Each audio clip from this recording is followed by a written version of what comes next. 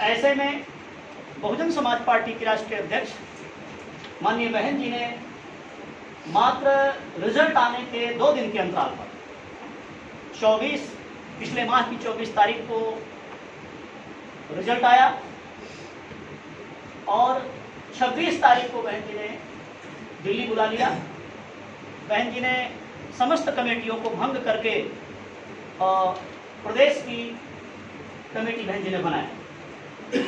आपके प्रदेश में लंबे अरसे से आप लोगों को तैयार करने में लगे हुए माननीय सांसद वीर सिंह साहब को लगाया, साथ में मैं डॉक्टर मेधांकर को लगाया और नई प्रदेश कमेटी बनाने के साथ साथ प्रदेश के नए अध्यक्ष संजीव ताजले जी को किया। सम्मानित साथियों, बहन जी के निर्देश पे हम लोग प्रदेश कार्यालय पर प्रत्येक दिन, किसी दिन 3 जिले, किसी दिन 4 जिले, किसी दिन 2 जिले के लोगों को बुला करके जैसा बहन जी का निर्देश था तो हम लोग जिला कमेटी के गठन में लगे हुए। सम्मानित साथियों, महीने भर में हम लोग लगभग कमेटी गठित किए। ये कमेटी क्षेत्र में न गठित करके, ये बहन जी का निर्देश था कि प्रदेश कार्यालय पे आप लोग बुला लेंगे और जिम्मेदार लोगों से डिस्कशन करके और जिले की कमेटी, जिले के 2-2 प्रभारी, किसी किसी जिले में 3 प्रभारी और जिले की कमेटी का गठन करेंगे। सम्मानित साथियों, महीने भर पूरा समय दे करके इस काम को किया गया। अभी 1 तारीख को पुनः बहन जी ने उत्तर प्रदेश छोड़ करके देश के सभी प्रदेशों की मीटिंग बुला लिया और बहन जी ने बहुजन समाज पार्टी को मजबूत करने हेतु दिशा निर्देश दिए। जो बहन जी ने दिशा निर्देश दिए हैं, माननीय सांसद जी आप लोगों के बीच में आपको गाइड करेंगे, हम लोगों को गाइड करेंगे, बताएंगे। लेकिन मैं प्रदेश की ये दूसरी बैठक है, पहली तो मात्र प्रदेश की कमेटी की बैठक किया गया था। आज चूंकि जिला कमेटी थी नहीं, जिला कमेटी अब बनी है कुछ एक जिलों को छोड़ करके, तो इसलिए जिले के प्रभारी, जिले के अध्यक्ष भी आज बुलाए गए हैं। तो इस हिसाब से अगर देखा जाए तो जिम्मेदार पदाधिकारियों की ये चुनाव के बाद पहली बैठक है। मैं 1-2 लाइन आप लोगों से मैं बात करके पूरा समय माननीय सांसद जी को मैं देना चाहूंगा जिससे हम लोग उनको सुन सकें।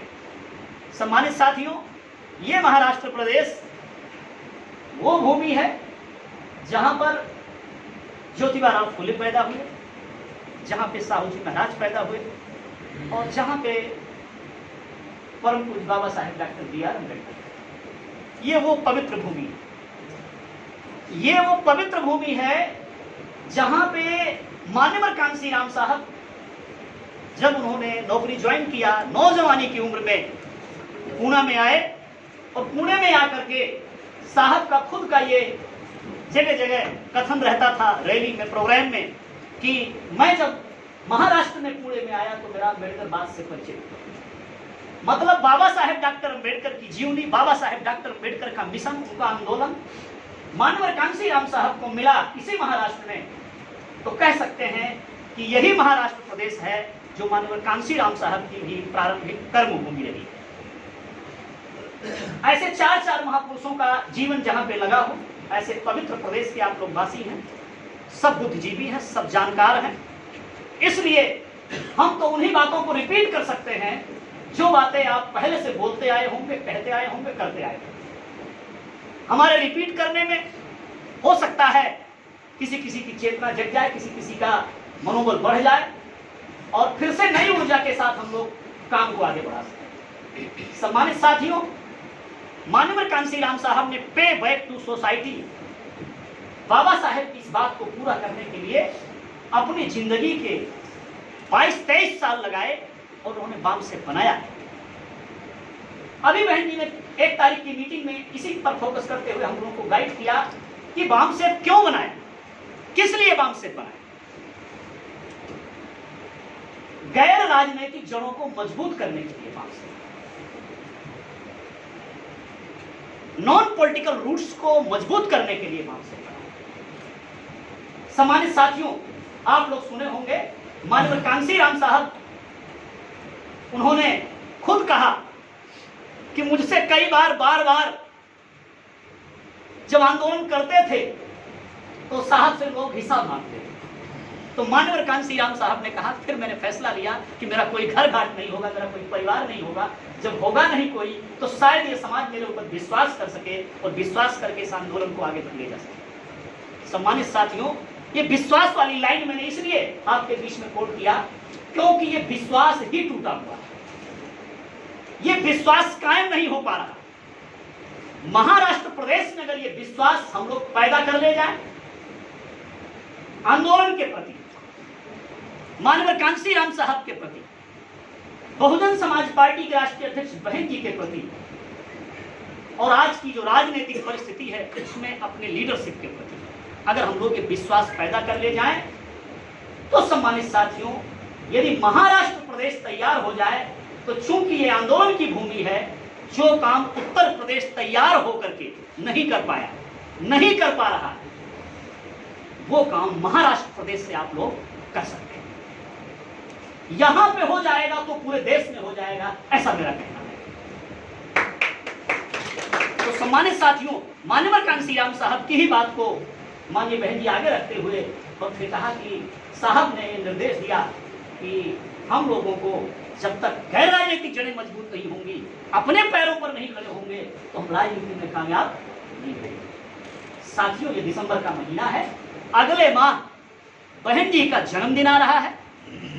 बहन जी ने विशेष उद्देश्य के तहत 1 दिसंबर को मीटिंग बुलाई थी। सम्मानित साथियों, हम लोगों को पूरे महीने भर लग करके, पूरी मेहनत करके बहन जी ने एक बात कही कि प्रत्येक वर्ष किसी न किसी स्टेट में विधानसभा के चुनाव होते, और जब चुनाव होते, ये बात हमें निचले वर्कर्स को जो कंफ्यूज्ड होता है, जिसको दूसरे दल वाले आके कंफ्यूज करते हैं, तो शायद बहन जी ने इसीलिए ये बात बताती रहती है। पिछले वर्ष राष्ट्रीय मीटिंग में बताया था बहन जी ने कि ये बात अगर हम लोग बताएंगे, शायद इसीलिए बहन जी ने बताया, तो शायद हमारे वर्कर्स का, हमारे सपोर्टर्स का कंफ्यूजन दूर होगा, मनोबल बढ़ेगा और हम लोग काम को अंजाम दे सकेंगे। सम्मानित साथियों, हर वर्ष किसी न किसी स्टेट में चुनाव होता है, और जब किसी स्टेट में चुनाव होता है तो चुनावी रैली होती है। बहन जी नेशनल लीडर, दुनिया की 8 महिलाओं में से एक मानी जाती है बहन जी। बहन जी के पास Z+ श्रेणी की सुरक्षा है, 25, 30, 40 सुरक्षा के कर्मचारी आते हैं। चुनाव में कोई भी रैली बगैर प्लेन के, बगैर हेलीकॉप्टर के नहीं होती। तो बहन जी ने ये बात हम लोगों को इसलिए बताई, शायद हम लोगों की मनोवृत्ति तैयार हो सके, हम लोग बहन जी को समझ सके। जब बहन जी प्लेन हेलीकॉप्टर से रन करती हैं तो बहन जी ने कहा, 2017 में बताया, 2018 में बताया, एक दिन के चुनाव का खर्चा 1 करोड़ रुपए होता है। एक दिन के चुनाव का खर्चा 1 करोड़ रुपए होता है बहन जी का। सम्मानित साथियों, बहन जी ने 4 बार सरकार चलाई है। बहन जी बोलती रहती हैं कि मैं किसी पूंजीपति से कोई आर्थिक सहयोग नहीं लेती, क्योंकि जो देगा सहारा वो करेगा इशारा। इसलिए 4 बार की सरकार बहन जी ने यूपी में चलाई, डंके के चोट पर चलाई, दबे कुचले समाज का भला किया, कानून का राज स्थापित किया।